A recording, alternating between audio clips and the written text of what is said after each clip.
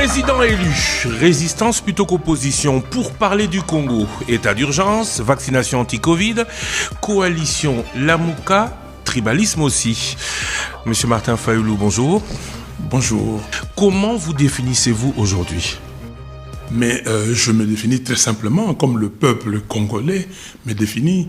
Je suis le président élu de la RDC. J'ai été élu président de la République à l'élection présidentielle du 30 décembre 2018. C'était il y a 3 ans, en 3 ans ou depuis 3 ans.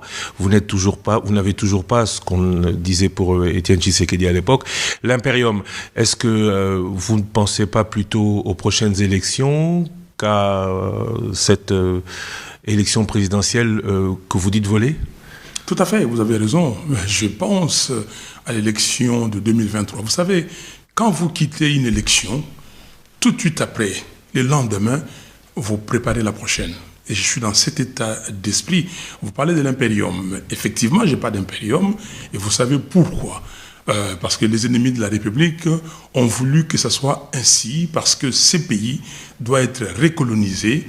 On a besoin des Congolaises et des Congolais qui n'ont pas de personnalité, qui n'ont pas de compétences avérées pour se jouer du Congo.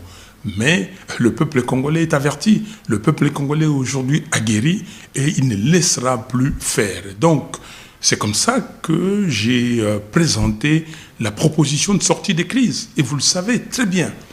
Cette proposition de sortie des crises, dès que nous avons terminé l'élection, on a fait la proclamation. Le 8 février 2019, j'ai fait la proposition de sortie des crises à l'Union africaine. J'ai réitéré la même proposition le 8 février 2020 et le 6 février 2021 à l'Union africaine. J'ai voyagé partout, à l'intérieur du pays, à l'extérieur du pays, avec cette proposition. Personne ne vous a écouté ? Personne ne m'a écouté, mais le peuple congolais m'a écouté. Et c'est comme ça que j'amène petit à petit le peuple congolais aux élections de 2023. On va revenir sur votre proposition de sortie de crise. Vous dites que certains, je suppose étrangers, veulent à la tête de ce pays, des gens un peu moins instruits peut-être. Enfin, je ne veux pas, je suis pas en mesure de répéter tout ce que vous venez de dire. Mais vous, qui en savez plus que les autres, qu'avez-vous fait alors qu'en 2018, on parlait beaucoup d'organisation des élections ? On va arriver sur la réforme de la CENI actuelle. Qu'avez-vous fait à l'époque pour que on ne puisse pas vous voler cette élection ? Aujourd'hui, Félix Tshisekedi peut dire « Je n'ai pas triché, j'ai été élu, moi-même, ayant recueilli les chiffres, je pense avoir gagné ». Est-ce que vous avez, ou vous êtes en mesure de prouver, de démontrer le contraire ? Ah bien sûr, Christian Lussakweno, pour vos auditeurs et vos téléspectateurs, à la fin de cette émission, je vais vous sortir des procès-verbaux ici pour plus de 13 millions de voix. Vous allez être témoins et vous pouvez les filmer. OK ? Mais ça a été démontré. Nous avons amené des procès-verbaux à la Cour constitutionnelle. Mes avocats les ont amenés. Vous dites qu'est-ce que nous avons fait pour que l'élection ne soit pas volée ? Mais nous avons fait ce que le peuple congolais a dit. Le peuple congolais nous a dit, s'il vous plaît, beau trahir Bissoté, ne nous trahissez pas. C'est que nous voulons de vous que vous ayez un candidat commun. Et nous allons soutenir ces candidats communs. Et nous l'avons eu, ces candidats communs. Et rappelez-vous... La coalition Lamuka. Que les changements s'appellent aujourd'hui Martin Fayoulou. Rappelez-vous, nous avons eu la coalition Lamuka. Mais il y a des gens qui ont pensé autrement et qui ont décidé de tuer cette coalition. Mais heureusement que le peuple n'est pas tué, parce que la coalition Lamuka, c'est un état d'esprit, c'est le peuple congolais, c'est le peuple qui l'a voulu et nous continuons. Donc, nous avons eu cette coalition et nous sommes allés aux élections et nous avons gagné. Et nous avons des preuves. Et nous avons amené des preuves à la Cour constitutionnelle, des PV à nous.